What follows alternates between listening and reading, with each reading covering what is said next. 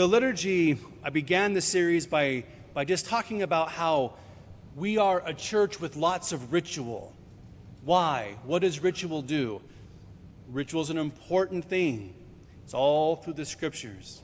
It's a way in which God can communicate and intervene with His people, and it's an opportunity for us to show our obedience to God. Then I gave a sermon on the Mass itself. What does this liturgy mean here? These homilies are online if you want to find them. Then I gave a homily on real practical things like about vestments and the sanctuary space, etc. And today I want to wrap it up with dispelling some of the myths of liturgy, particularly of the reform of the liturgy. So today might be a bit of a surprise for some of you and some of the things that I'm going to share with you. But what the Second Vatican Council meant from 1962 to 1965, some of you might remember that event. John the 23rd called a big council, and lots happened out of that council. The church gathered and said, we want to try to engage this world in a deeper way. How can we bring the gospel to the world in a greater and a deeper way in these modern times? And so lots of documents were produced from that. And the first document that was produced by the bishops of the world was the Constitution on the Liturgy, which outlined what liturgy is for us and how the liturgy was to be reformed. Because you and I now, the Mass that we have, is not necessarily the Mass what it looked like when some of you were born, correct? So we have a reformed liturgy. Now, that being said, our history shows us that every time the church gathers for a major council, it generally takes around a century for that council to be fully implemented. We are a big church. It takes a long time to do a major reorganization. Think about your own companies. How long does it take to do a major reorganization, top to bottom? And what I mean by that is not to say that there's been a failure in the council, but we just still have a lot of things to do. There's a lot of stuff that the church gave us at the council that we still have yet to do. And that's what I want to talk about. For example, did you know this? That in the Constitution on the Liturgy, the church wanted to resurrect in the lives of the Christian faithful the Liturgy of the Hours, which is the official prayer of the Christian church. The Liturgy of the Hours is the praying of the Psalms every day throughout the day, like Jesus and the Jews did. And the Christians continued that beautiful habit of prayer 5 times a day. Now, the Muslims learned that from us, and they still do it. But we've stopped. And so the church said, well, the priests and the religious are doing it, but let's get the whole church to do it. And in fact, the Constitution on the Liturgy said very clearly in paragraph 100 that all churches should at least offer morning and evening prayer in their parishes every Sunday. Do you know of any parish that does that? That's my point. We still have stuff to do. And it's not that because we don't want to do that, we just haven't gotten to everything yet.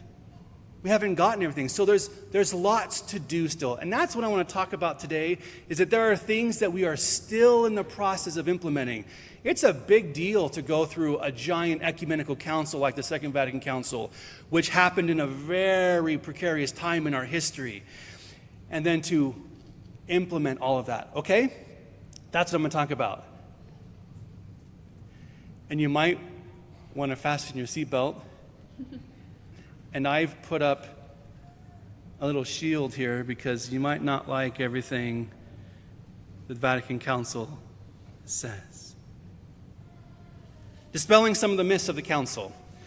Paragraph 36 of the Constitution of the Liturgy from the Second Vatican Council says, quote, Latin is to be preserved in the Roman Rite.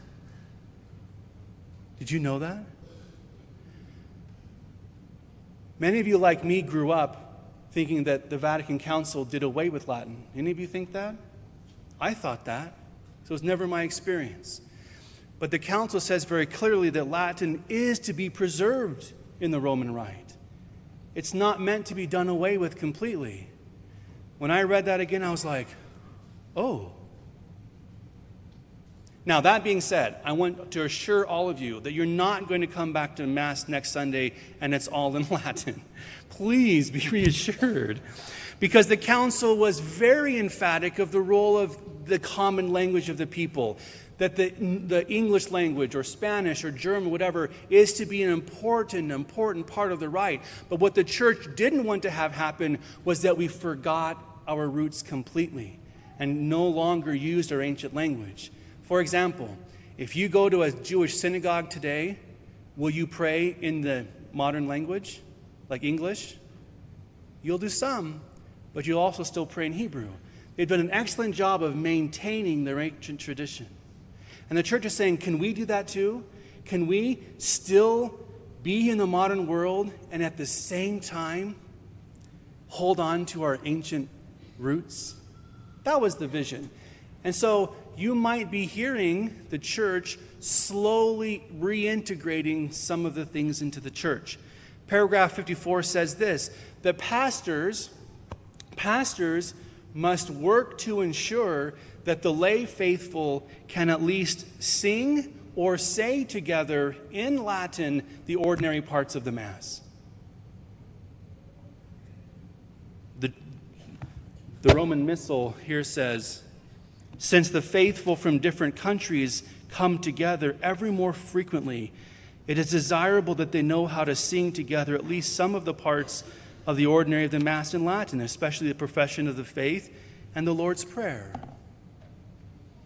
How nice it would be when we gather as a multicultural church, on occasion we would be able to do the prayers of the Mass together.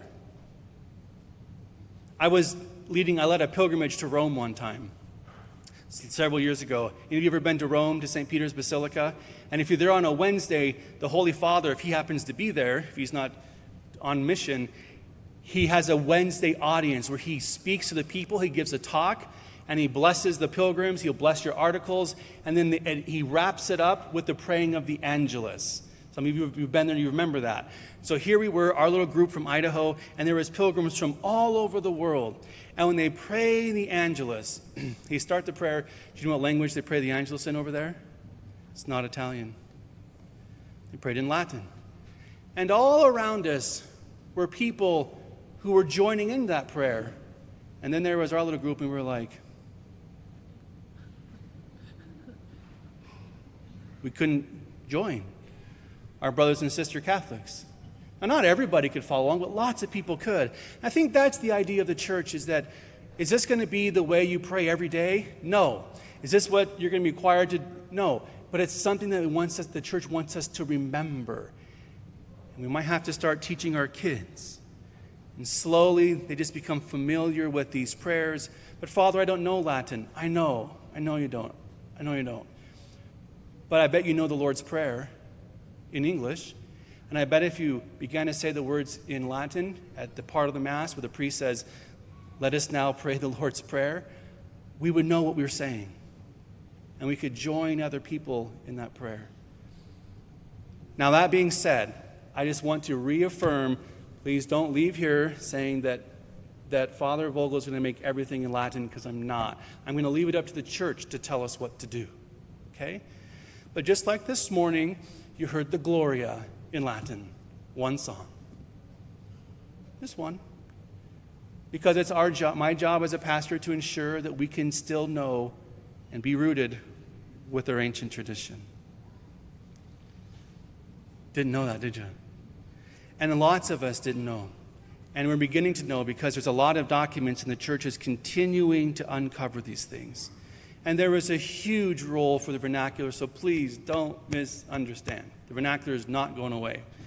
That was one of the big emphases of the council, but not to the exclusion of Latin. Here's an interesting little tidbit from the Second Vatican Council. You ready for some more? Okay. I'm nervous. Not really, but a little. Music.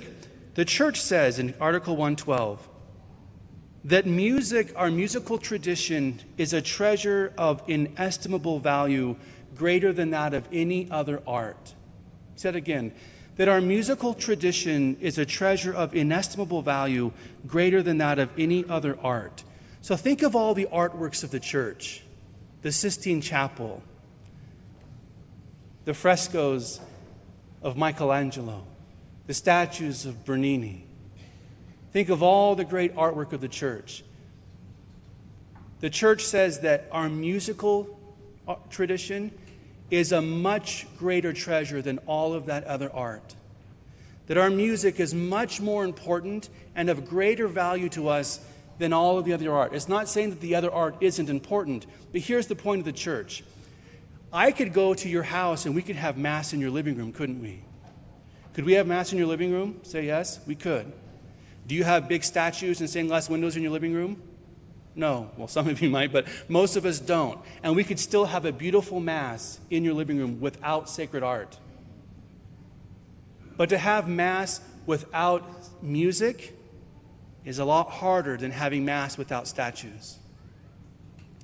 A Mass with beautiful music draws us into God's mystery of salvation in a much more effective way generally than paintings do. That's what the church is saying. That music is an integral part of the liturgy. And when we use music well, it transforms the liturgy. Now, so does having a beautiful church. So you have beautiful art and beautiful windows and beautiful paintings and beautiful statues, beautiful music, beautiful people, all of that together creates something incredible. But our music is really important. So the Vatican Council wanted all of us to put a greater emphasis on our role of singing together in the liturgy, participating in the liturgy. Here's one of the tidbits that many don't know. Paragraph 116 says this: our musical tradition is our greatest treasure, and the main place in music, all things being equal, should be given to Gregorian chant as being proper to the Roman liturgy. Other kinds of sacred music, in particular in polyphony, are in no way excluded. What did that just say? That we have a great history, and the way that worship happens within the Mass, the church says that Gregorian chant is the kind of music that best works with it. But other kinds of music can work well as also, but just not to forget the great treasure of our ancient sacred music. And for us to try to help everybody learn some of our great treasuries of sacred music. And in other words, so that our church doesn't become a museum. We walk around and look at all of the amazing things of our past, but have no connection to them. But rather can be a people who can look at the amazing traditions of our past and can still participate in them and can still actually live that. And I think that's what fascinates us when we go travel to places with ancient traditions. Like if you've ever been to Africa or to Asia and you see these ancient cultures and they're still living their ancient traditions, there's something very attractive about that, isn't there? About a people who are still able to be in contact with something very ancient, but yet can live in a world that's very new. So that's just one of the calls of the church. So again, please don't hear that everything's just going to come back next Sunday and it's all going to be different. It's not. But what I am saying is that we are still in the process of the Second Vatican Council reform on the liturgy. And over the next 50 years, these things are going to be incorporated in. Not over the next 50 days. It's going to take time, but we still have things to do. I just wanted to share that to wrap up the series on the liturgy, because the church is always growing and it's always moving. It's not stagnant. But the church always holds on to things from the past and brings things forward as it's plowing a new furrow in the world. So the church is ever ancient and ever new.